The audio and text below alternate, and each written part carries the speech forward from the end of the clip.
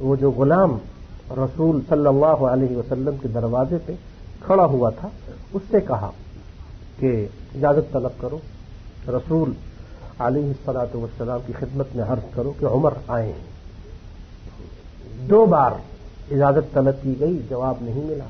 تیسری مرتبہ بلند آواز سے عمر نے آپ علیہ الصلاۃ والسلام کو سنانا چاہا، اندر بیٹھے وہ بھی سن لیں۔ بلند آواز سے کہا کہ کہو ان سے کہ عمر اجازت طلب کرتے ہیں۔ وہ اجازت ملی اور یہ جب داخل ہوئے آپ علیہ الصلاۃ والسلام کی خدمت میں حاضر ہوئے تو یہ کہتے ہیں کہ جب میں داخل ہوا تو میں نے آپ علیہ الصلاۃ والسلام کی خدمت میں عرض کیا کہ اگر آپ کی اجازت ہو اور آپ آڑے نہ آئیں تو واللہ لأضربن عنقها، میں اللہ کی قسم اگر آپ کا خوف نہ ہو تو میں اس کا گلا دبا دوں اپنی بیٹی کا۔ اس طریقے پہ یہ کہتے ہیں کہ میں نے آپ علیہ الصلاۃ والسلام کی خدمت میں حاضری دی، اور اس حدیث میں یہ آتا ہے کہ میں نے دیکھا وهو مضطجع على حصير فجلست فأدنى عليه إزاره وليس عليه غيره۔ میں نے دیکھا کہ سرکار دو عالم سید اولین و آخرین کا عالم یہ ہے کہ کھجور کی بنی ہوئی چٹائی ہے، اس پہ آپ لیٹے ہوئے ہیں اور جسم پر ایک ہی چادر ہے، اس چادر کو آپ اوڑھے ہوئے ہیں اور اس چٹائی کا اثر، اس کے نشان آپ کے بدن پہ پڑے ہوئے ہیں۔ فنظرت ببصري في خزانة رسول الله صلى الله عليه وسلم فإذا أنا بقبضة من شعير نحو الصاع ومثلها قرضا في ناحية الغرفة وإذا أفيق معلق قال فابتدرت عيناي۔ میں نے دیکھا کہ رسول کا دولت کدا کیسا ہے، ایک طرف بغیر پسے ہوئے جو 1.5 کلو کے برابر وہ پڑے ہوئے ہیں، اور کمرے کے دوسرے کونے میں درختوں کے کچھ پتے پڑے ہوئے ہیں، اور چمڑا ہے اس کی مشق ہے وہ چھت پہ لٹک رہی ہے۔ یہ کل کائنات تھی سرکار تو عالم علیہ الصلوۃ والسلام کی۔ فابتدرت عینایا، سیدنا عمر نے یہ دیکھا تو رونا شروع کر دیا۔ قال ما یبکیک یا ابن الخطاب، آپ علیہ الصلوۃ والسلام نے پوچھا کہ کیوں روتے ہو تم، کیا بات ہے؟ قال قلت یا نبی اللہ ما لی لا ابکی وهذا الحصیر قد اثر فی جنبک وهذه خزانتك لا ارى فيها الا ما ارى وذاك قیصر وکسرى فی الثمار والانہار۔ میں نے عرض کیا کہ یا رسول اللہ یہ کیا ہے؟ آپ کا جسم مبارک اور یہ غربت اور یہ فاقہ اور یہ فقر اور قیصر و کسرا وہ دنیا کی نعمتوں میں ہیں، اور آپ اللہ کے رسول ہیں۔ انت رسول اللہ وصفوتہ، اللہ کے رسول اور اللہ کے محبوب، اللہ نے آپ کو چنا، پسند کیا۔ وہذہ خزانتک، اور یہ کل کائنات آپ کی۔ قال یا ابن الخطاب الا ترضى ان تكون لنا آخرہ ولهم الدنیا۔ اے خطاب کے بیٹے، ہم نے تو دنیا کو خود پسند نہیں کیا، دنیا تو ان کے لیے ہے۔ لنا الآخرہ ولهم الدنیا۔ تو اس کے بعد یہ کہتے ہیں کہ میں نے یہ دیکھا کہ جب میں نے گفتگو شروع کی تو دیکھا کہ چہرے پہ جو غضب اور ناراضگی کا اثر تھا تھوڑا سا وہ کم ہوا۔ اس کے بعد پھر یہ کہتے ہیں کہ میں نے گفتگو کی، یہ طویل حدیث ہے، اور آخر میں یہ کہتے ہیں کہ میں نے پھر کچھ باتیں کی، اور وہ باتیں ایسی تھیں کہ میں یہ چاہتا تھا کہ ایسی کوئی گفتگو ہو کہ جس کو سن کے رسول کریم علیہ الصلاۃ والسلام خوش ہوں اور یہ ناراضگی ختم ہو۔ تو انہوں نے اپنی بیوی کے بارے میں گفتگو کی کہ یا رسول اللہ وہ اس قسم کی عورت ہے کہ، تو وہ 1-2 جملے جو انہوں نے اپنی بیوی کے بارے میں کہے، اور پھر صحیح مسلم کی دوسری حدیث میں یہ آتا ہے کہ سیدنا ابو بکر رضی اللہ عنہ بھی تشریف لائے، کیونکہ انہوں نے بھی یہ سنا کہ یہ بات مدینے میں مشہور ہو گئی ہے کہ رسول نے اپنی بیویوں کو طلاق دے دی، تو کیونکہ وہ بھی عائشہ رضی اللہ عنہا کے والد ہیں، ان کو بھی بڑی فکر ہوئی۔ اس طریقے پہ یہ دونوں آئے، وہ دونوں نے آ کر یہ عرض کیا کہ یا رسول اللہ، اگر آپ کا حکم ہو تو اپنی بیٹیوں کو سمجھائیں، اور کی تو سختی سے ان کو ہم سمجھائیں۔ آپ علیہ الصلوۃ والسلام نے منع کیا۔ ابو بکر رضی اللہ عنہ نے اپنی بیٹی سے کہا کہ تمہیں آخر کس چیز نے گھمنڈ میں ڈالا ہوا ہے، تم کیا ہو؟ اور عمر نے اپنی بیٹی سے کہا۔ اس قسم کی گفتگو جب ہوئی تو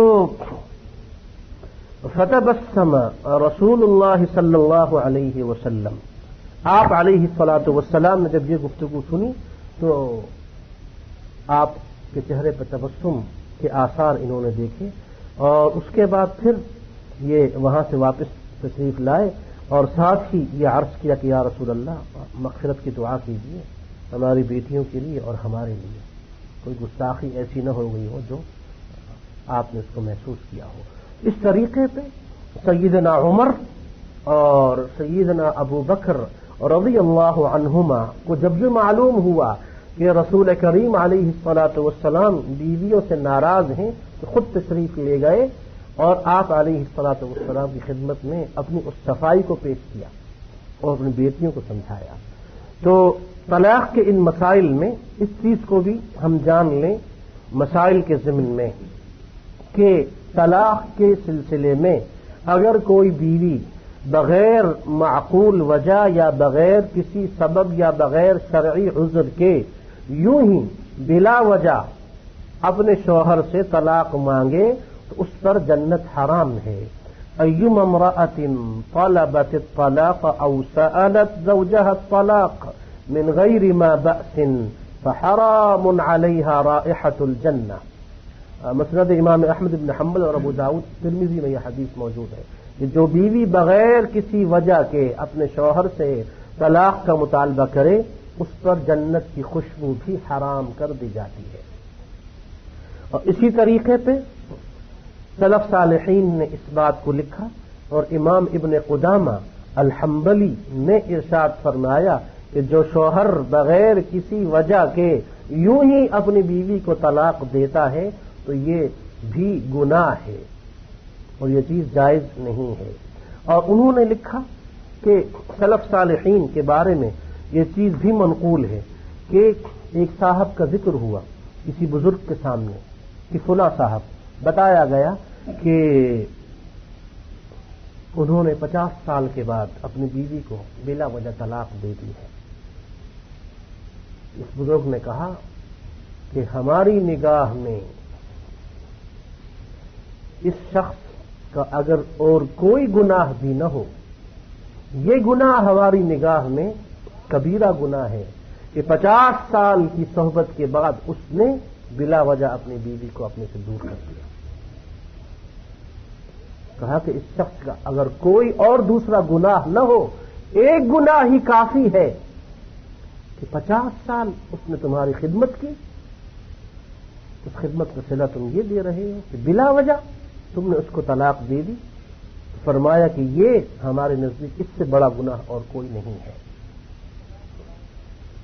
اور طلاق کے بارے میں ہم نے پہلے جانا اور سمجھا کہ آپ علیہ الصلاۃ والسلام کا ارشاد ہے ترمذی اور ابو داؤد میں کہ ثلاث جدہن جد وہزلہن جد، 3 چیزیں ایسی ہیں کہ جدہن جد وہزلہن جد، ان کی حقیقت حقیقت ہے، مذاق مذاق ہے۔ النکاح والطلاق والرجعۃ۔ اور طلاق کے بارے میں ہم نے شروع درس میں یہ چیز جانی تھی، ابو داؤد کی یہ حدیث کہ یہ جائز ہے لیکن ناپسندیدہ ہے۔ ابغض الحلال الی اللہ تعالی الطلاق۔ اور ابو داؤد کی دوسری روایت ہے ما احل اللہ شیئا ابغض الیہ من الطلاق۔ اللہ تعالی نے جو چیزیں جائز قرار دی ہیں، مباح قرار دی ہیں، ان میں وہ چیز کہ جس سے اللہ تعالی سخت ناراض ہوتے ہیں وہ ہے الطلاق. اور طلاق کی ان مسائل میں یہ چیز بھی ہم نے جانی کہ مدت جو عدت کی ہے وہ 3 حیض ہے، یعنی 3 ماہ، جس کو یہاں بیان کیا گیا ثلاثۃ قروء. اور یہ 3 حیض اس لیے بھی کہے گئے کہ اس طریقے پہ اس بات کا علم بھی ہو جائے گا کہ بیوی امید سے ہے یا نہیں ہے. اور اگر امید سے نہیں ہے تب تو بات صاف ہے، اور اگر امید سے ہے تو خود اس آیت میں یہ بات ہم نے پڑھی کہ لا يحل لهن ان يكتمن ما خلق الله في ارحامهن ان كن يؤمن بالله واليوم الاخر. اگر یہ بیوی امید سے ہے اس کے لیے یہ چیز جائز نہیں ہے کہ اپنے شوہر سے اس بات کو چھپائے اگر یہ اللہ تعالی پر ایمان رکھتی ہے اور آخرت کے دن پر اگر اس کا ایمان ہے. لا يحل لهن ان يكتمن ما خلق الله في ارحامهن. خواہ وہ اس کو طلاق دے چکا ہو تب بھی وہ اس کو بتا دے کہ میں امید سے ہوں.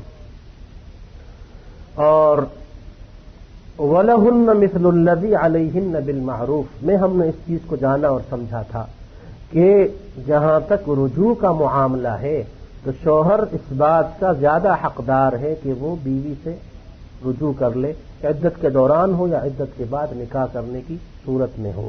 وَلَهُنَّ مِثْلُ الَّذِي عَلَيْهِنَّ بِالْمَعْرُوفِ میں یہ چیز ہم نے جانی تھی کہ اللہ تعالی نے فریقین میں سے کسی کے لیے بھی ایسا معاملہ نہیں رکھا کہ ایک دوسرے پہ زیادتی کرے، بلکہ دونوں کے حقوق ہیں. لَهُنَّ عَلَيْهِنَّ ان کے لیے بھی اور ان پر بھی. وَلِلرِّجَالِ عَلَيْهِنَّ دَرَجَةٌ وَاللَّهُ عَزِيزٌ حَكِيمٌ. اور یہ چیز بھی ہم نے جانی تھی کہ احکامات اور آیات کے آخر میں اللہ تعالی کے اسماء مبارکہ جو آتے ہیں یہ یوں ہی اٹکل کے طور پہ نہیں آتے، وزن برابر کرنے کے لیے، خانہ پوری کے لیے نہیں آتے، بلکہ ان میں حکمتیں ہوتی ہیں. عزیز حکیم. عزیز یعنی اللہ تعالی زبردست ہے. یہ احکامات تمہارے سامنے اس نے بیان کر دیے. اگر تم ان احکامات پر نہیں چلو گے تو اللہ تعالی تم پر غالب ہے، وہ زبردست ہے، اس سے بچ کے تم کہیں جا نہیں سکتے. اور حکیم حکمت والا ہے. زیادہ ہوشیار بننے کی کوشش مت کرو اس لیے کہ تم شریعت سازی کے قابل نہیں ہو. شریعت سازی اللہ کا اور اس کے رسول کا حق ہے. انہوں نے تمہیں بتا دیا کہ یہ طلاق کے مسائل ہیں. ان مسائل کو اسی طریقے پہ سمجھو اور اسی طریقے پر عمل کرو جس طریقے پہ مطلوب ہے. تو یہ چیز ہم نے جانی طلاق کی آیات کے ضمن میں. اس چیز کو ہم نے جانا کہ یہ طلاق کا مسئلہ نہایت ہی حساس مسئلہ ہے. اور آخری بات ہم یہ جان لیں اور سمجھ لیں کہ ایک تو یہ ہمارے گزشتہ دونوں دروس کا خلاصہ یہ ہے، سب سے پہلی بات تو یہ ہے کہ گھر میں، خاندان میں، رشتہ داروں میں جب بھی کسی میاں بیوی کے درمیان اختلافات پیدا ہوں تو ہمیں ان امور کو انجام دینا چاہیے جن کو ہم نے گزشتہ درس میں پڑھا تھا کہ 5 اہم کام ہیں، ان کے ذریعے صلح اور اصلاح ہو سکتی ہے. اگر کسی بھی طریقے پہ اصلاح کی کوئی شکل نہیں بنتی تو شرعی طریقے پہ 1 طلاق دی جائے. 3 طلاق کے اس رواج کو معاشرے سے ختم کیا جائے. باقاعدہ ایک مہم چلائی جائے کہ 3 طلاق دینا کسی بھی طرح جائز نہیں ہے. اور یہ چیز بھی ہم جان لیں کہ عموماً گھریلو مسائل اختلافات کی وجہ زیادہ تر اس کی وجہ یہ ہوتی ہے کہ شادی کے بعد کئی خاندان ایک گھر میں اکٹھے رہتے ہیں، اس سے عموماً اختلاف پیدا ہوتا ہے. تو بہتر طریقہ یہی ہے کہ والدین شادی کے بعد بیٹے کو الگ کر دیں. وہ والدین کے جو معذور ہیں، بہت زیادہ بوڑھے ہیں، ان کی خبر گیری کرنے والا کوئی نہیں ہے، ان کا معاملہ الگ ہے. لیکن عموماً ایسا نہیں ہوتا.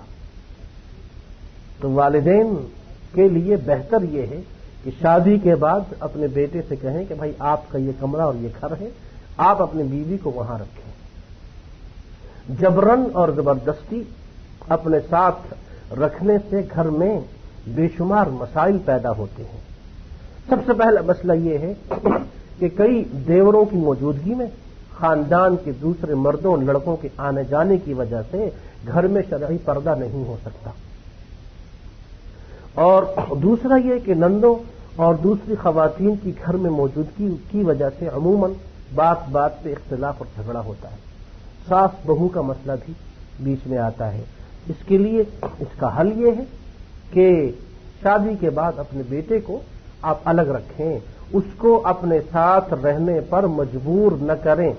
البتہ اگر ایسا معاملہ ہے کہ دونوں طرف کا معاملہ ایسا ہے کہ اللہ تعالی نے ان پہ خاص انعام کیا ہے اور اس شوہر کے والدین بہن بھائی بھی متحمل مزاج دیندار، اور دیندار سے مراد یہ آج کل کی ظاہری دینداری نہیں ہے۔ عجیب مصیبت یہ ہے کہ زیادہ ظلم اور زیادہ جبر اور زیادہ زیادتی دیندار گھروں میں ہو رہی ہے آج کل۔ جو زیادہ دیندار گھر ہیں وہاں زیادہ زیادتیاں ہو رہی ہیں، اور جو عام لوگ ہیں ان کے ہاں قدریں کچھ اللہ کا خوف موجود ہے۔ یہ عجیب بات ہے، اس لیے کہ دینداری کو ہم نے ظاہری چیزوں میں رکھا ہوا ہے۔